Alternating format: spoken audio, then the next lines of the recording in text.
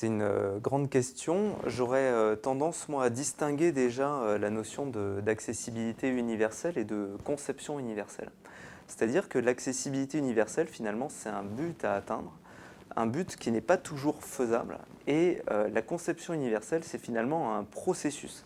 C'est-à-dire qu'on va s'occuper d'espaces, de bâtiments, etc. Et aujourd'hui, l'un des grands enjeux autour de la conception universelle ou de l'accessibilité universelle, c'est de réussir à faire que ce soit facile pour tous. Et en fait, il s'agit de dépasser finalement la simple notion de handicap, à laquelle souvent on associe la question de l'accessibilité, pour rentrer dans une vision beaucoup plus large. En fait, le handicap, c'est juste un révélateur, c'est juste un révélateur d'un dysfonctionnement de l'espace public, quelque part. La conception universelle, finalement, c'est de déplacer le curseur de l'accessibilité. C'est-à-dire que l'accessibilité, c'est plus quelque chose qui est pour une certaine catégorie de la population, mais d'un seul coup, on est sur quelque chose qui est peut-être nécessaire pour une catégorie de la population handicapée, utile pour une plus large catégorie encore de la population, et puis confortable pour tous. Et en fait, c'est vraiment ça l'enjeu de ce qu'on appelle la conception universelle. Et finalement, il faut aussi se sortir de l'idée qu'on va être dans un objet utilisable par tous, c'est-à-dire qu'on va essayer de faire accessible au plus grand nombre, et puis après peut-être quelques modifications mineures, quelques approches différentes pour tel ou tel type de handicap. C'est-à-dire qu'il va y avoir à la fois l'espace d'un côté, mais aussi le service. Et en fait, la conception universelle, c'est ça, je dirais que ça rejoindrait vraiment les questions d'usage global et facilité pour tous, et ça, c'est une nécessité. Un point très simple pour conclure, je donnerai l'exemple des pavés du château de Versailles. Finalement, les pavés sur le château de Versailles, c'était quelque chose, au départ, on disait, bah, tiens, il y avait des pavés qui étaient relativement difficiles d'accès pour des personnes en fauteuil roulant. Mais en fait, ça crée aussi des accidents pour d'autres personnes, des touristes, des personnes en talons, etc. Et donc, le simple fait de retravailler les pavés, de les araser, de refaire des joints un peu différemment, a permis d'avoir un confort absolument pour tout le monde. Donc, c'est ça l'un des objectifs, la philosophie qu'il y a derrière la conception universelle.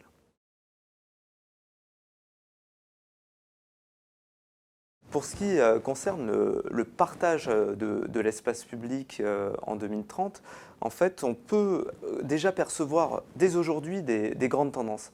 Quelle est la grande tendance finalement? C'est la disparition peut-être progressive d'une certaine conception de la mobilité qui consistait de se déplacer d'un point A à un point B avec une voiture personnelle.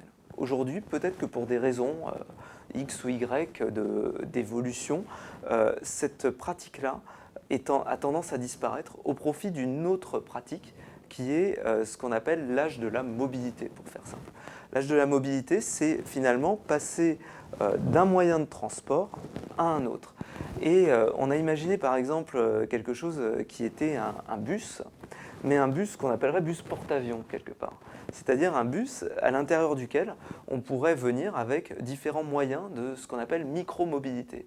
C'est-à-dire, finalement, il va nous déposer à 1 km de notre lieu d'habitation et on va finir le dernier kilomètre avec un moyen de mobilité très adapté, très personnel finalement, qui va être par exemple un Segway, un skateboard ou une trottinette électrique, etc.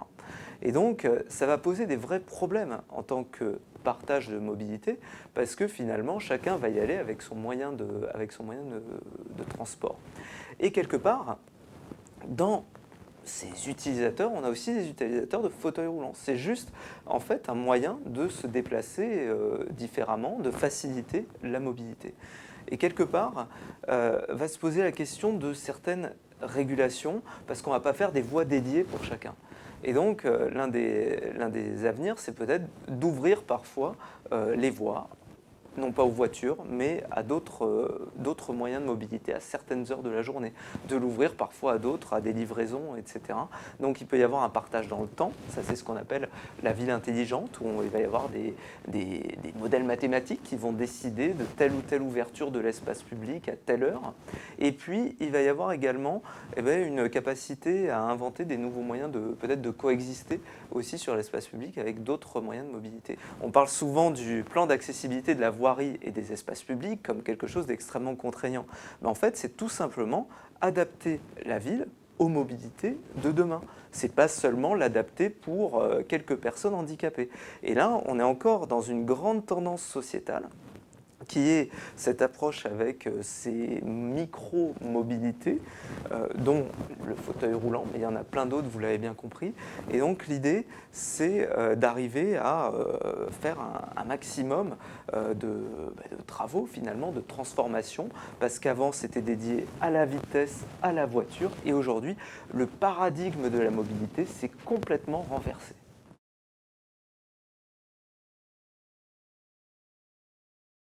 Le premier partenaire auquel il faut penser, c'est finalement de repartir de l'usage. C'est-à-dire que la première chose, c'est peut-être d'éviter de construire, j'allais dire, des routes et des kilomètres de routes pour des routes, mais finalement partir de réels besoins, de réels usages de la population. Donc, d'abord l'usage, mais aussi il y a une dimension très importante qui est la dimension économique. La dimension économique, et ça a peut-être été une erreur dans l'accessibilité, c'est qu'on l'intègre peut-être pas assez. Et finalement, c'est de se dire qu'il y a une nécessaire adaptation à l'usage et peut-être des nouvelles solutions innovantes qui peuvent émerger de tout ça. Et là, oui, on peut arriver à embarquer peut-être des grands groupes pour commencer à prototyper des solutions. Par contre, ces solutions à prototyper, ils ne vont pas les prototyper comme ça en dehors ou les essayer comme ça, faire de l'innovation comme ça. Mais c'est là où il y a les collectivités qui peuvent être embarquées et qui peuvent vraiment offrir ce qu'on appelle des terrains d'expérimentation, des terrains d'innovation.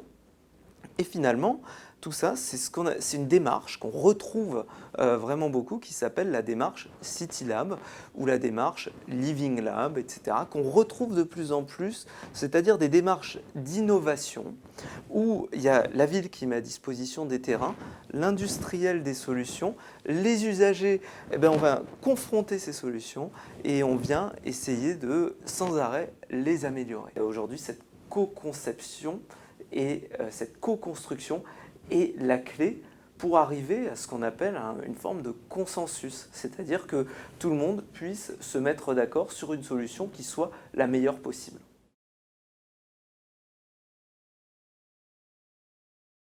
Là-dessus, je pense qu'il faut aussi arriver à réinventer un peu les choses et réinventer la notion de, finalement, les services. Je vais m'expliquer. On a travaillé par exemple pour la Confédération des buralistes pour réinventer le commerce.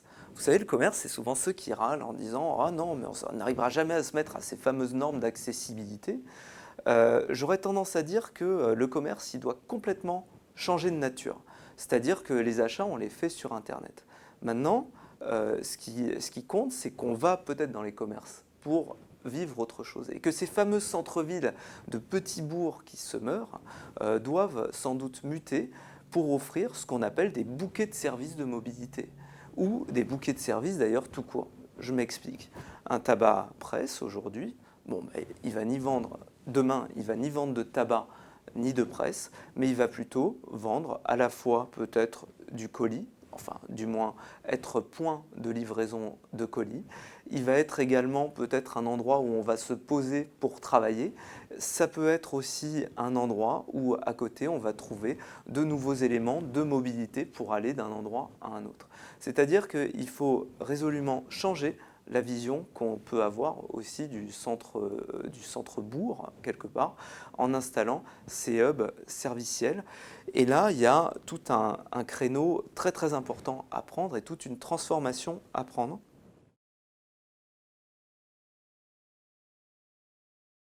On arrive à une vision qui est importante qui doit être partagée, c'est-à-dire que, et c'est le sens de la réflexion autour de la conception universelle, qu'on appelle encore inclusive design ou design inclusif à l'échelle internationale. Et on évolue petit à petit en fait d'une notion de conception universelle où finalement on a vu qu'universel, universel à quelques adaptations près, n'est-ce pas? Et finalement les questions de inclusion universelle, c'est pas, ça aurait tendance peut-être à gommer quelque part la diversité dont notre société est riche et peut-être à raser un petit peu tout ça. Et en fait, c'est là où il y a la notion d'inclusion qui est particulièrement importante parce que voilà, on n'est pas sur des standards, on est sur de l'adaptation, on est sur du spécifique, on est parfois sur du discuté et c'est ça qui a de très important à comprendre à travers la notion finalement de design inclusif plus que de conception universelle peut-être. Je voulais également vous donner un exemple intéressant autour des musées. Il y avait un moment où on faisait ce qu'on appelle des plans tactiles de musées, tout écrit en braille. Aujourd'hui, si vous allez voir les différents plans tactiles des musées, en fait, c'est plus du tout écrit en braille. Ce sont des instruments de médiation qui ne sont plus seulement pour les personnes déficientes, mais qui sont vraiment pour tout le monde et qui amènent finalement de nouvelles compréhensions du musée, de l'œuvre, et qui sont totalement maintenant des objets indissociables de toute muséographie ou de tout musée, quel qu'il soit, et de toute compréhension finalement d'un contexte. Et c'est là la puissance finalement de la notion de la conception universelle, c'est-à-dire on part peut-être d'un besoin spécifique d'une personne, mais finalement on n'oublie pas d'élargir vraiment pour que tout le monde puisse profiter de cette diversité des points de vue et de cette diversité des approches. Et c'est de ça dont la société s'enrichit, et ça on peut le poser vraiment comme un acte de foi et comme un acte de ce qui fait finalement le ciment de ce pourquoi on vit ensemble aujourd'hui.